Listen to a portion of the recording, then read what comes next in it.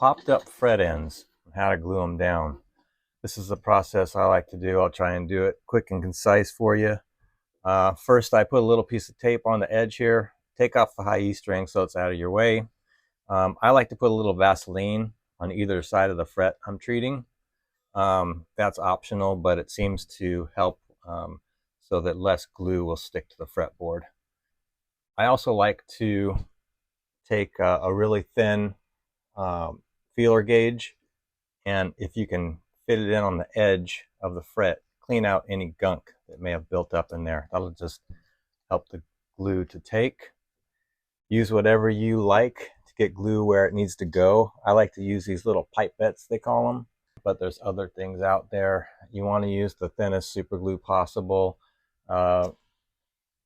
This is the Stumac number 10 thin that I use sometimes. The one I'm using today is called Star Bond thin. Just have a little piece of paper towel ready, because what you want to do is put a little on either side of the fret, let it flow in there, and then quickly wipe off any excess. So you've got a little piece of paper towel there ready to go. You also want something ready to go to press down on the fret once you've got the super glue where you want it. You need to press down on it pretty firmly. I like to use this wooden screwdriver I found because I can press nice and hard and it's not going to hurt the fret. If you have a fret setter, you could also, if you're careful, just put that groove there and hold the fret that way. You might want to put something under the neck so you don't hurt the neck while you're pressing down on it. Just put a little dab on one side, a little dab on the other side. And you can see I've got some excess there, so as quick as possible, wipe that away. And then quickly press down on the fret. And I'll usually keep firm, steady pressure there for about 20 to 30 seconds is usually enough. And if for any reason you see after you do this that the glue didn't take and there's still some movement when you press on the end of the fret, you may have to do the process again. Sometimes it takes a couple tries before you get the glue to take. But that's why I say to clean out any gunk under the fret if you can.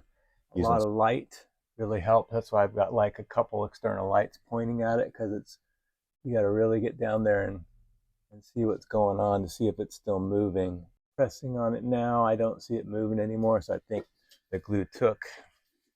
You can take your fret rocker, and I'm not getting any more rocking on that fret end, so that one took. This Palfaro fretboard doesn't seem to stick the same way that rosewood fretboards. A lot of times when I'm doing this on a rosewood board, I'll get some nasty leftover glue, and you want to get that as soon as you can, as soon as you're done, because the quicker you get it super glue that's stuck on something, the better chance you have of getting rid of it.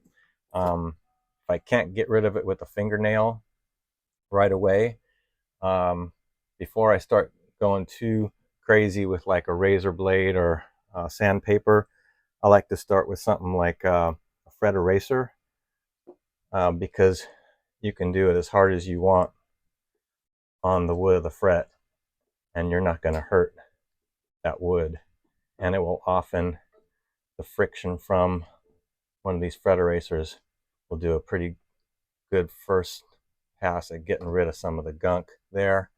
You can also take some pretty fine sandpaper, probably fold it into a little tiny piece and just very carefully sand on either side of the fret. But you know, you got to be careful because you can make some scratch marks, and then you'll have to go to finer grits to get rid of any scratch marks you make. And even just cleaners, once you've taken something abrasive like the fret eraser, you can just go to some kind of a cleaner and see if that'll get the last of it off. Keep using your fingernail, things like that, because super glue is no fun to work with. Sometimes it'll leave behind a mess, and you gotta find some way to get it off the fretboard. Also, when you peel away the tape that you've put, this is here so that if it runs over the edge, it doesn't go all the way down the side of the neck, which can happen. Sometimes when you peel this away, you have a little bit of residue right here, and that's really not to worry about on the side, because usually a fingernail can get that to come off. Worst case, something like the fret eraser. And that's how I glue down a popped up fret end.